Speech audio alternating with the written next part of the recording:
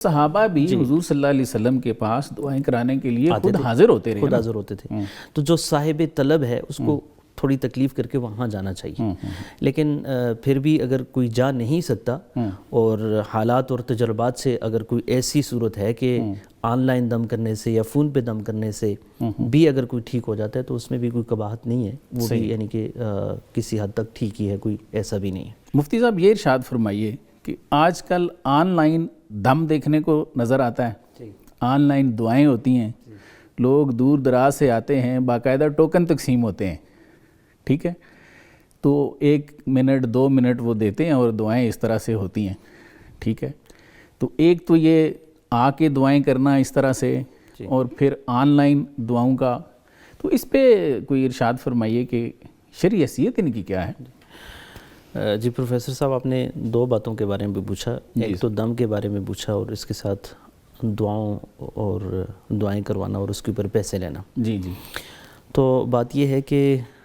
جہاں تک رقیہ شرعیہ ہے یعنی دم، ہاں جی، تو خود نبی اکرم صلی اللہ علیہ وسلم کے صحابہ کے بارے میں آتا ہے، حضرت ابو سعید خدری رضی اللہ تعالیٰ عنہ کی روایت ہے، وہ فرماتے ہیں جی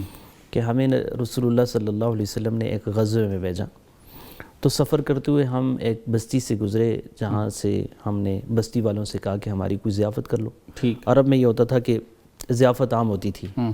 جیسے حاتم طائی کی جو سخاوت ہے مشہور ہے کہ خود بھوکے رہتے تھے لیکن دوسروں کو کھانا کھلانے کی باری ہو تو وہ کھلاتے تھے، کوئی ایسا یعنی کہ اس میں قربانی دیتے تھے، کوئی مسئلہ نہیں ہوتا تھا، کوئی پریشانی نہیں ہوتی تھی۔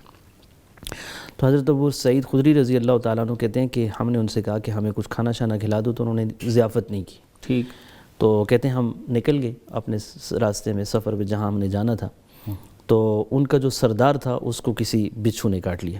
تو انہوں نے اپنے طور پہ اس کا جو دم وغیرہ کرنا تھا، رقیہ کرنا تھا کیا، لیکن اس کو کوئی آرام نہیں ہوا۔ جی، تو ان کے ایک آدمی جو ہے وہ ہمارے قافلے کے پاس پہنچا اور اس نے کہا کہ تم میں سے کوئی ایسا آدمی ہے جو دم کر سکتا ہے، رقیہ کر سکتا ہے؟ صحیح، حضرت ابو سعید خدری رضی اللہ تعالیٰ عنہ فرماتے ہیں کہ میں نے کہا کہ میں ہوں۔ ٹھیک، اور جب اس نے کہا کہ میرے ساتھ چلیں اور ہمارے سردار کو دم کریں،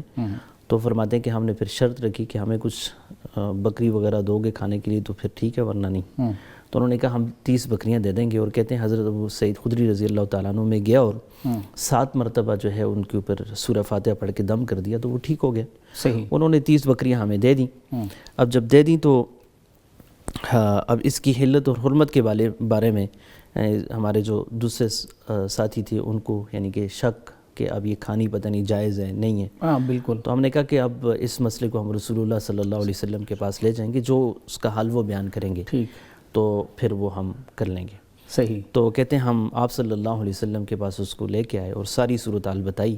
تو آپ صلی اللہ علیہ وسلم نے فرمایا کہ اس کو کھانا ٹھیک ہے، بلکہ میرا حصہ بھی نکالو، جی میرا حصہ بھی نکالو، یعنی کہ صحابہ کے دل کے اندر جو اس کی حرمت کے حوالے سے جو تردد تھا اس کو نکالنے کے لیے آپ صلی اللہ علیہ وسلم نے فرمایا کہ میرا بھی حصہ نکالو۔ بالکل ٹھیک ہے۔ مجھے اس میں ایک بات جو ہے نا وہ ذہن میں آ رہی ہے، جی، اس پہ ذرا ارشاد فرمائیں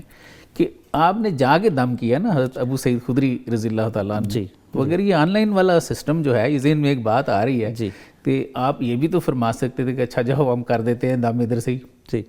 جا کے کیا انہوں نے۔ جی، تو اصل تو یہ ہے کہ یعنی کہ جو جس سے دم کروایا جائے اس کے پاس جایا جائے۔ ظاہر ہے دم کرنے والا کوئی نیک آدمی ہوگا، بالکل ایسے ہی ہے، کوئی اچھا انسان ہوگا، کوئی صالح آدمی ہوگا کہ جس کی زبان میں اللہ تعالیٰ نے، جس کے پڑھنے میں اللہ نے تو تاثیر رکھی ہے۔ صحیح، تو ایک تو اس کے پاس جانے سے اس کی زیارت ہو جائے گی، اس کا بھی ثواب ملے گا۔ دوسرا اصل طریقہ بھی یہی ہے